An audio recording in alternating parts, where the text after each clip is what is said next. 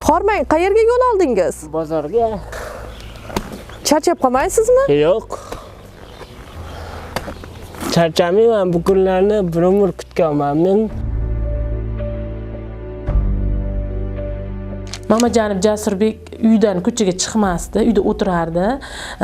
Jasurbekning holatini o'rganib, unga kes ochdim. Kes ochgandan keyin birinchi bo'lib markaz psixologi tomonidan psixologik xizmat ariza kiritdik. Markaz psixologi kelib Jasurbek bilan seanslar olib borishdi. Seanslar esa o'zini ijobiy natijasini berdi. Keyin Jasurbekka elektron aravachaga ariza kiritdik. Elektron aravachada Jasurbek yurishni boshladi. Oldin onam yordam berardilar. Oyoqda uchida yurardim. Keyin yomonlashib ketdi, umuman yurolmay qoldim. Ushbu oilani kambag'allik reyestriga kiritildi. Keyin esa Jasurbekka kunduzgi qatnov faol hayotga qadam dasturi bo'yicha taklif kiritdim. Jasurbek uydan ko'chaga chiqmaganligi sababli unda ikkilanishlar bor edi. Ijtimoiy xodim birinchi menga aytdi, men birorta banitsa deb o'ylabman-da. Rad etdim oldin. Yana borib aytdi, o'zim borib ko'rayinchi dedim-da, keldim, sharoitlari yaxshi ekan, o'zimga o'xshagan odamlar bor ekan. Keyin kelishni boshladim. Jasurbek ilk qatnagan kunlaridan boshlab minnatdorchilikni bildirishni boshladi. Sababi o'zi kutmagan o'zgarishlar sodir bo'ldi. 2025-yil 8-maydagi Prezidentimizning 171-sonli qarorlariga asosan 5 ta yangi xizmat turi tashkil etilgan. Ulardan biri kunduzgi qatnov asosida qarab turish.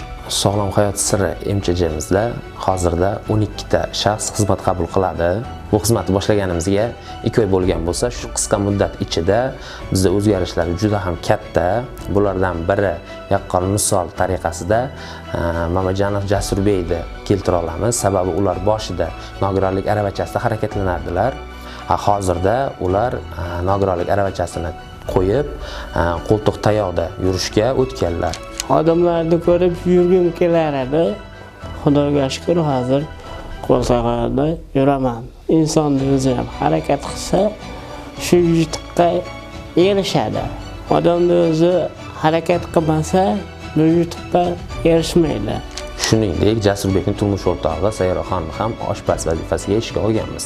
Markazimizda mijozlarimiz uchun barcha qulay sharoitlar yaratilgan. Ularni ertalab bu markazimizga olib kelish va qaytib olib borib qo'yish xizmatlari ham tashkil etilgan. Ular markazimizda turli xil sport turlari, shaxmat, shashka, zamonaviy gadjetlar bilan foydalanish, oshxonada turli xil pishiriqlarni pishirish bilan shug'ullanishadi.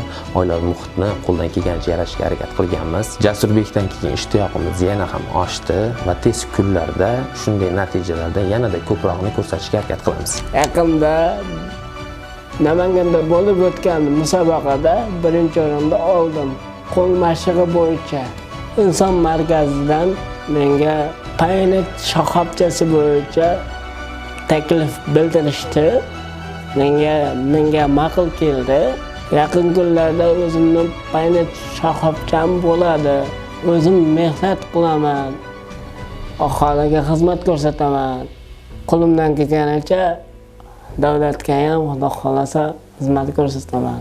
Shunchalik imkoniyat yaratib berganlariga Prezidentimizga rahmat.